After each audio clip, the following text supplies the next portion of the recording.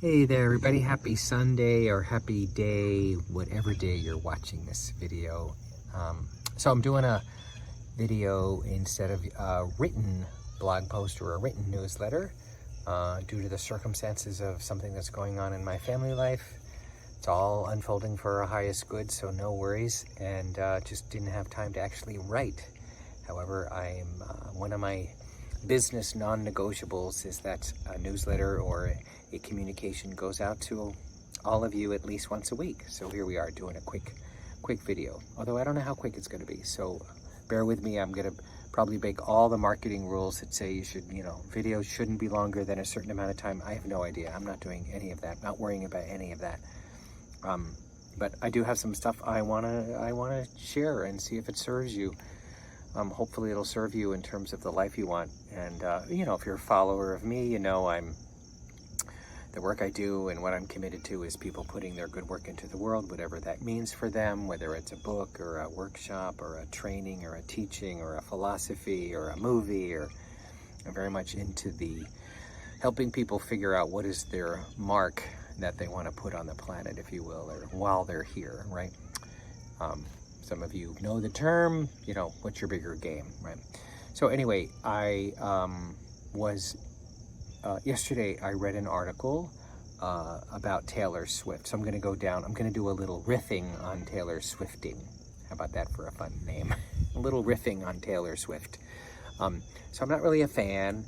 I'm not a Swiftie. I don't buy any of the music. Can't sing along with any of the songs. However, I read this article yesterday and I was like, wow, that is a remarkable lesson in commitment and in creativity and stick-to-itiveness and follow through and daring to want what you want and going for it and all that stuff, right? Now, we've all followed this summer.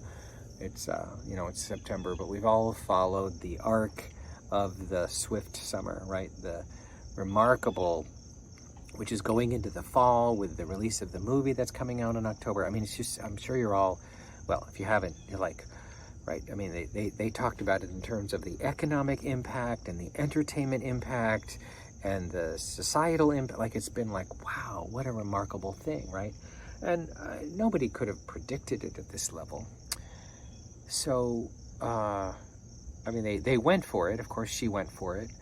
But I just want to speak to the article, what inspired me about this article. And you're probably going to wonder what article it was. I think it was Esquire magazine, might have been Vanity Fair, one of those sort of, and it was online. I was reading it online.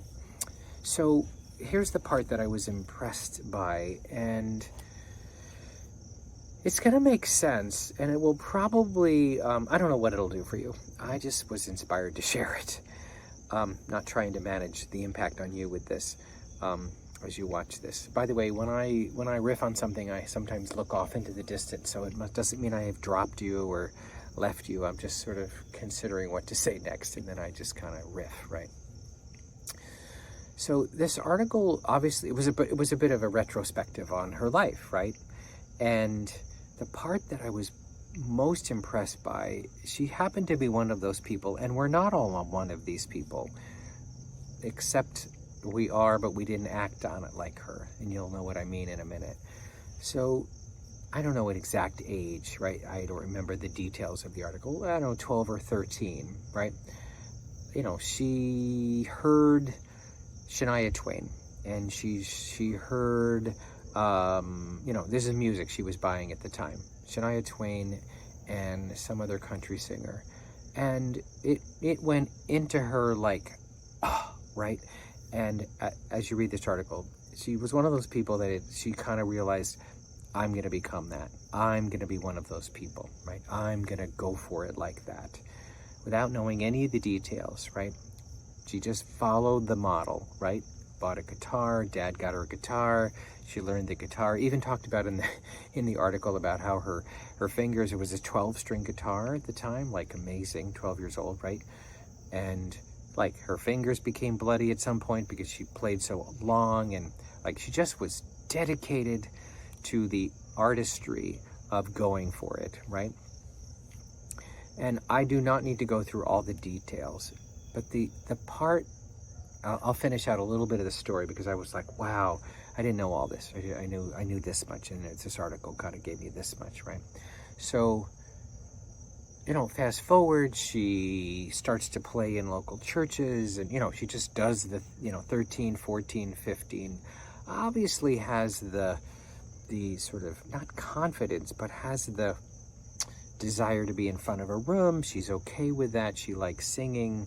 Obviously, the desire in her to, quote unquote, share her talent. And whatever, you know, here's the other thing, like your opinion, my opinion of her level of talent is, you know, is she the most amazing singer to me? No. You know, if some of you follow me, you know that Karen Carpenter is the most amazing singer in my world. But, you know, I'm not here to vote on the level of talent and whether she's an amazing singer or not. I'm here to comment. I'm commenting on her leadership and her drive and her commitment, right? So she, you know, she starts to sing locally.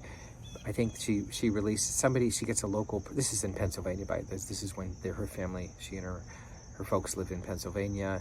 And some of you who know the story way better than me, so I'm probably getting the story wrong. So please feel to correct me in any way, shape, or form. Email me or, you know, call me. Let me know you didn't quite get the story right. This is the essence of the story. So, you know, she starts to, you know, put music into the world. She creates a local CD, and, you know, it doesn't go anywhere, of course. But there's this amazing moment where they make a choice. The family makes a choice. This is a remarkable moment where they realize they need, because her daughter wants this so bad. The wanting is so high. And that's the other thing. It's like the wanting and the going for it and the making sure she's the best singer and guitar player that she can possibly be, and steps into writing music. We all know the story that she basically turns her journals into music, right? What a remarkable thing. Sorry for the noise if there's a plane overhead where I am right now. In Pennsylvania, there's near an airport. Anyway, we all know, you know, that turns her journal into music. But the wanting is so palpable that her parents, right or wrong, decide we're moving to Nashville. An incredibly risky, maybe weird, like, our daughter wants this so much, we're going to go for it.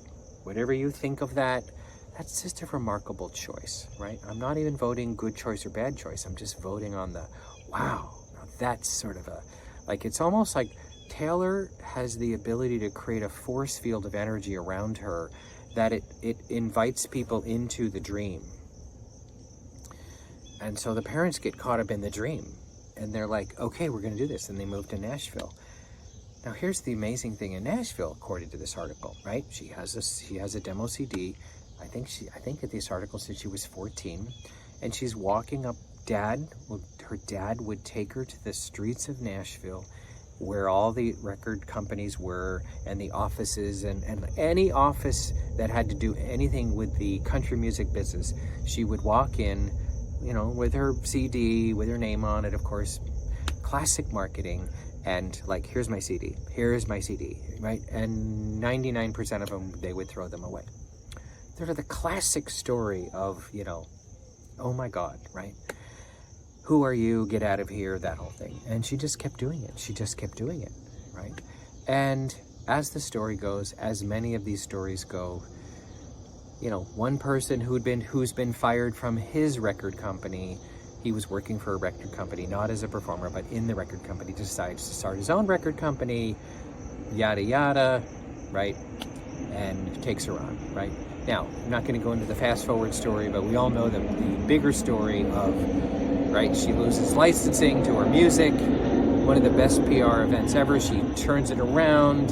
She says, no problem, I'll re-record all the music because you don't own my voice. We don't need to go into the details, but that creates another swell, right? So what my point of this is the commitment level, the desire level for the life that she wanted to create and to go for it at this level. Now, as you watch this, we're all on a, you know, I go for it and then I get exhausted, and then I don't know if I have what it takes, and you know, the whole thing is like a meter, right? Of like, I don't know if it's going to work, the work I want to do in the world, the difference I want to make, the business I want to start, you know, I'd rather not. Or, oh my God, I'm one of those people.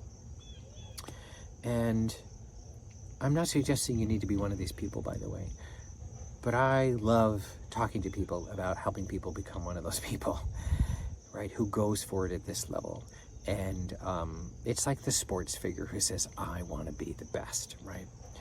And I'm fascinated by that topic and what that takes. And so that's, this whole video is a reflection on what that takes. Now, when you ask a person, you know, oh my God, was this hard work? Do you know what the answer is 99% of the time?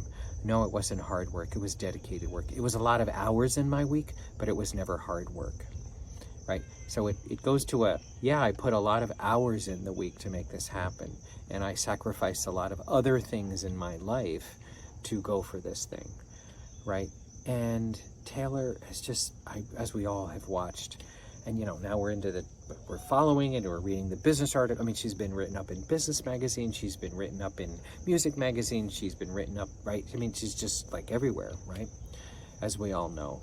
And you know, now the movie's coming out in October, and I'm gonna certainly go see the movie, and that's now already a hit. It's not even out yet. So there's this, and I said it earlier, the concept to consider is when we, or you in this case, are so passionate about something that you decide, I've got to get this into the world, for no other reason that it wants to be birthed from you, by you, into the world around you, and you're so lit up by it, you actually create a bit of a force field, or dare I say, like a vortex of energy that people get pulled into. Here I am talking about Taylor Swift. I'm not a quote-unquote music fan of Taylor Swift, but the vortex got so big and so energetic, and it, you know, it grabbed my business hat, it grabbed my leadership hat. I'm watching some of the TikTok videos online. I'm like, wow, this is a thing, right? And that's a remarkable thing. When somebody lets themselves be at full permission at that level, right? Starting at an early age.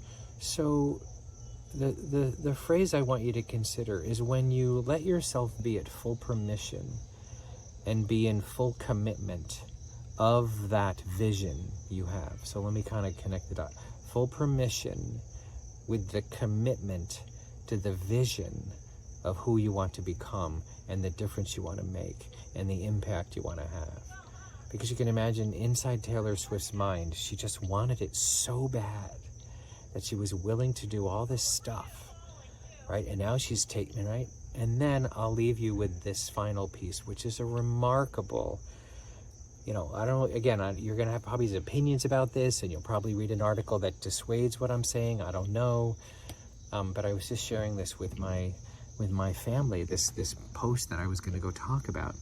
And they immediately jumped in with the concept of, and this is what they said, and, you know, if the articles are accurate, and I think they are, the volume of the dollar amount of money that she's giving to her people, the truck drivers who drove the trucks all summer, the makeup artists, the crews that set up, like, I don't know the exact numbers. We don't know the exact numbers, but there was one article that said she wrote a check to all of her truck drivers. They each got $100,000 bonus.